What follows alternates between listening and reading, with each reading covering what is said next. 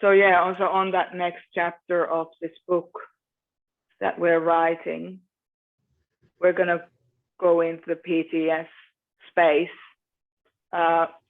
where PTS being such an exaggerated version of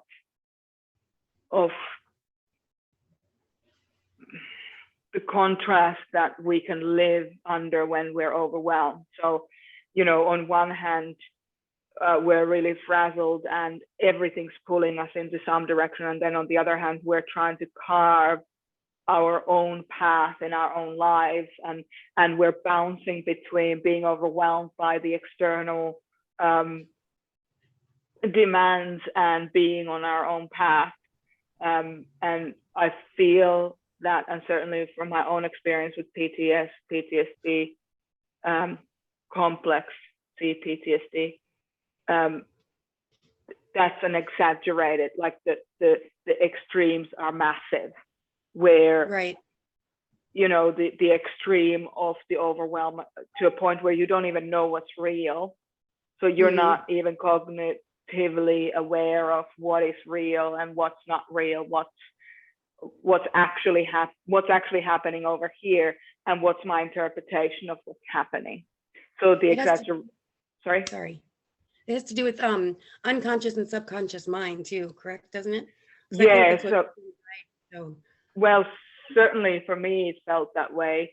You know, I wasn't aware, I was not conscious that I was interpreting reality in a way that was not actually in line with what was actually happening. And it felt like afterwards, it felt almost like a self-directed gaslighting, but it was directed by the traumatized self. Right. If that makes sense. Yep.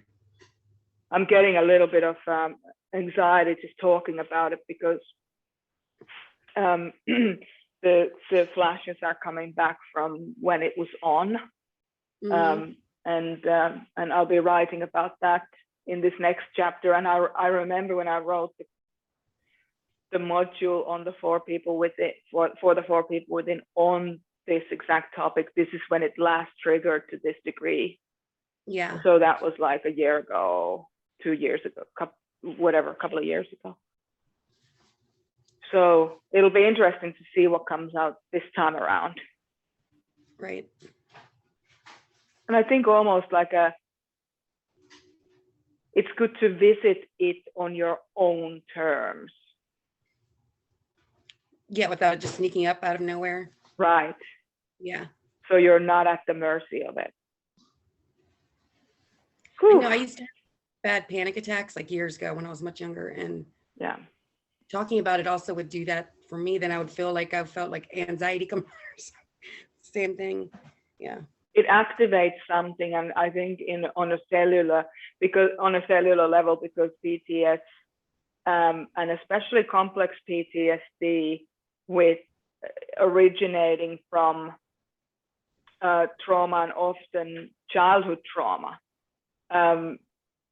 the cellular memory, the trauma is lodged in the cells. So then when we start talking about it, we start activating those parts of us and really getting into the getting into the weeds sometimes. And that certainly happened to me many times. So